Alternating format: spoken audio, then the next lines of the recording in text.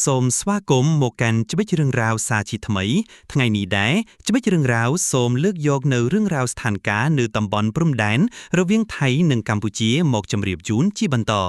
ករណីព្រំដែនកម្ពុជាថៃដែលកំពុងតែមានចំនួនជាមួយគ្នាស្រាប់នោះនាពេលថ្មីនេះនាយករដ្ឋមន្ត្រីកម្ពុជាលោកហ៊ុនម៉ាណែតកំពុងរៀបចំដាក់ពាក្យបណ្ដឹងទៅតុលាការដើម្បីពិចារណាលើតំបន់ចំនួន4ទីតាំងដែលមានចំនួនជាមួយគ្នានឹងប្រទេសថៃ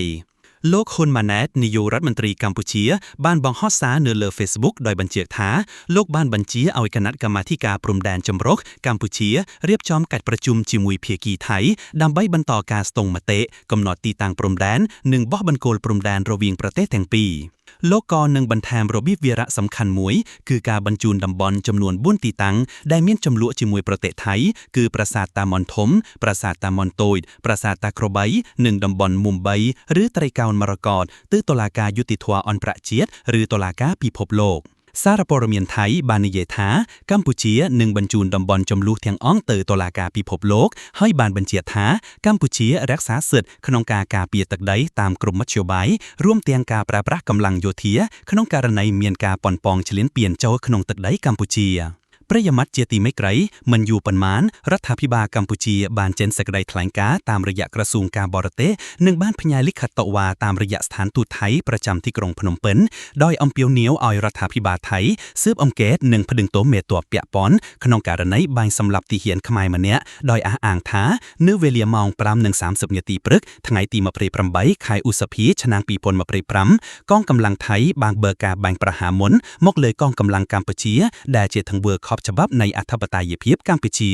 ទីតាំងមុំបីនេះគឺស្ថិតនៅភូមិតេជោមរកតស្រុកជាមខ្សានខេត្តព្រះវិហារនៃប្រទេសកម្ពុជាក្បែរព្រំដែនចុងបួកស្រុកណាំយឿនខេត្តឧបលរាជធានីដែលទីតាំងនេះគឺជាកន្លែងដែលទាហានខ្មែរឈរជើងតាំងពីយូរយារណាស់មកហើយក្នុងហេតុការណ៍ប៉ះទង្គិចគ្នាដោយអាវុធនោះបណ្ដាលឲ្យទាហានខ្មែរម្នាក់បានស្លាប់ហើយបញ្ជាក់ថាទាហានខ្មែរមិនបានបង្កហេតុមុននោះទេ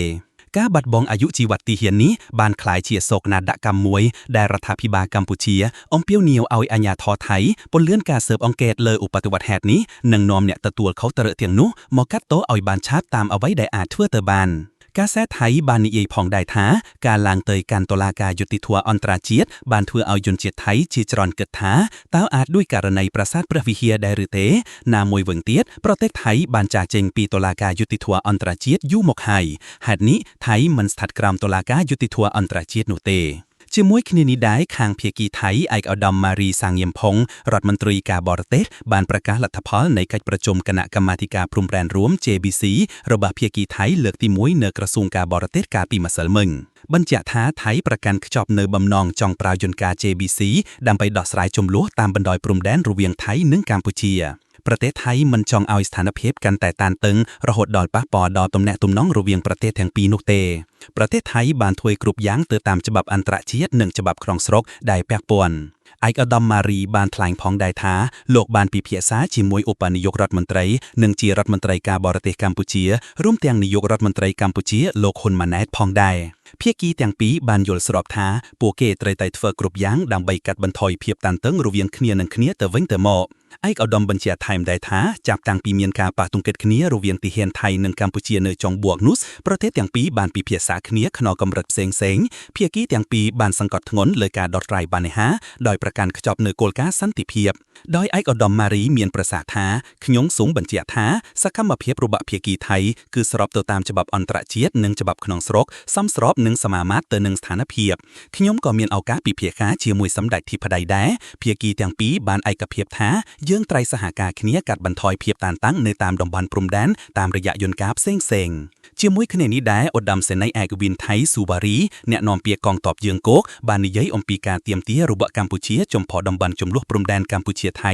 ដោយថាវាមិនមានផលប៉ះពាល់អ្វីឡើយយោងតាមគោលការណ៍អន្តរជាតិកងទ័ពមានជំនឿថាការមើលឃើញការទាមទាររបស់កម្ពុជាជារឿងធម្មតាដែលកើតឡើងជាប្រចាំព្រោះមកពីកម្ពុជាពឹងផ្អែកលើឋានទីនិងឯកសារយោងខុសពីថៃភាគីទាំងសងខាងដឹងច្បាស់ហើយថាការទាមទារត្រឡប់មកវិញមិនមានឥទ្ធិពលលើតំបន់ព្រំដែនពិតប្រាកដបច្ចុប្បន្នឡើយ ហើយខ្ញុំនិយាយម្ដងទៀតថាមនុស្សតែម្នាក់គត់ដែលអាចកំណត់ព្រំដែនរវាងប្រទេសថៃនិងកម្ពុជាគឺគណៈកម្មាធិការកំណត់ព្រំដែនដែលប្រតិបត្តិការក្រោមក្របខ័ណ្ឌ JBC ភាគីថៃសង្កត់ធ្ងន់ថាយើងរួមនៅជាមួយគ្នានៅក្នុងតំបន់ក្រោមច្បាប់និងកិច្ចព្រមព្រៀងដែលភាគីទាំងពីរបានកំណត់រួមគ្នា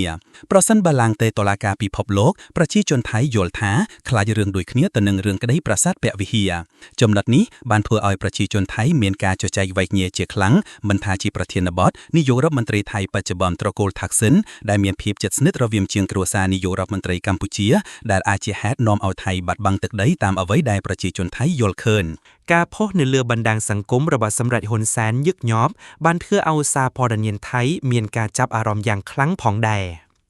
តើប្រិយមិត្តយល់យ៉ាងណាដែរចំពោះបញ្ហានេះសូមខមមិនការយល់ឃើញរបស់ប្រិយមិត្តនៅខាងក្រោមច្បិចរឿងរ៉ាវរងចាំអានរាល់មតិយោបល់របស់ប្រិយមិត្តទាំងអស់គ្នា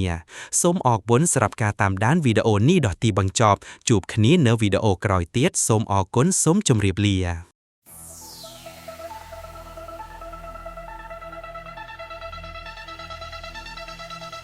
Spotlight shining lights the